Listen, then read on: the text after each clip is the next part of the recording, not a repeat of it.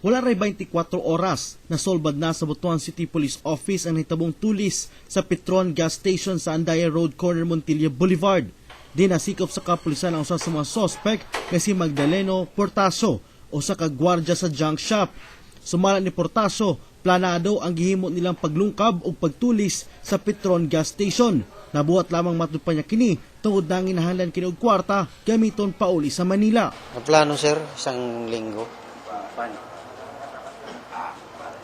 Ito si Loloy kung tawagin sir. Dating driver PD Cab dito sa tong Langihan. Tapos diyan kami nagkakilala sir. So, nag-duty ako man ako una diyan sa Petron nung lifeguard pa ako. Lagi niya akong pinupuntahan diyan sir. Sa pusto ko. Nakausap niya. Apan nagpabilin pang gawas ng kaubanan ni ining suspect nga giilang si Silvestre Ocado o sa multi-cab driver nga mo'y gitudlong ni kumbinsi kang Portaso nga himuon ng pagtulis. Na-recover usab ang steel box din sulod ni ang halin sa mong gasoline station nga gikawat sa mga suspect. Nakit-an kining giabandona sa kasagbutan nga bahin sa Barangay Baan, Butuan City do sa usa ka gasoline station. Yung one of the suspect mismo ang nag-lead sa atin to recover this bolt that crop up after the information na na-receive natin from the witnesses that itong si Magdaleno Portacio was seen having this bolt, no.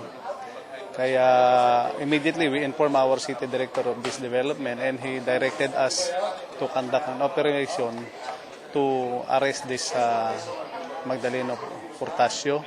Wala na abli sa mga kawatan ng safety box o makitang dunapay nakaipit nga screwdriver, timaan nga gisulayan pag-abli ang kahon.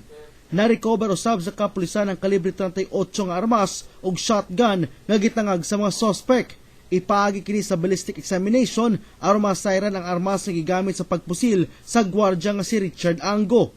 Gidayeg ni Butuan City Mayor Ferdinand Amante ang BCPO sa daling pagsulbad sa krimen. Yes, they deserve a commendation for the job well done. Gikasuhan na sa BCPO ang duha ka suspect og kasong robbery with homicide. Nagkamulo pa usab ang kapulisan aron sa pagsikop sa gawas ng suspect.